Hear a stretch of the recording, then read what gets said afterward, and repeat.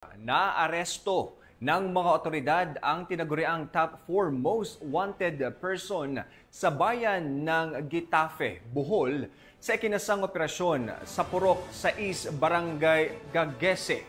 Ang sospek ay may patong-patong na kaso at matagal nang pinaghahanap ng batas. Alamin ang detalye ng report mula kay Patrolwoman Judith Nicanor. Alaboso ng kapulisan ng Gitafe ang top 4 most wanted person municipal level na may kasong lascivious conduct, qualified rape at 3 counts ng statutory rape matapos maresto ng mga otoridad sa Purok 6, Barangay Gagese, Gitafe, Bohol nito lamang nakaraan. Kinilala ni Police Captain Joyce Carandawat, Chief of Police ng Gitafe Municipal Police Station, Bohol Police Provincial Office, ang suspect na si Pedro, 48 anyos, na residente ng Purok 6, Barangay Gagese, Gitafe, Bohol.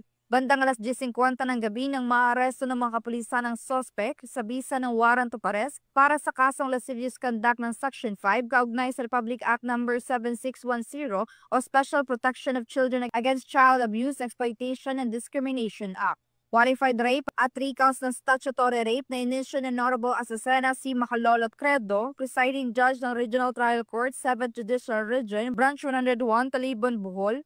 Ang kasong lascivious conduct ay may 200,000 pesos na rekomendadong piyansa habang ang qualified rape at 3 counts na statutory rape ay wala. Sa ngalan ng buong pwersa ng Gitafe Municipal Police Station, aking ipinaabot sa publiko na isang wanted person ang nahuli sa aming isinagawang operasyon. Hinikayat ang publiko na manatiling mapagmatyag at magipagtulungan sa otoridad para sa kaligtasan ng lahat. Kung kayo ay may impormasyon tungkol sa ibang wanted person, maaaring ipagbigay alam agad sa pinakamalapit na istasyon ng kapulisan. Maging alerto at suportahan ang mga hakbang para sa kapayapaan at kaayusan sa komunidad.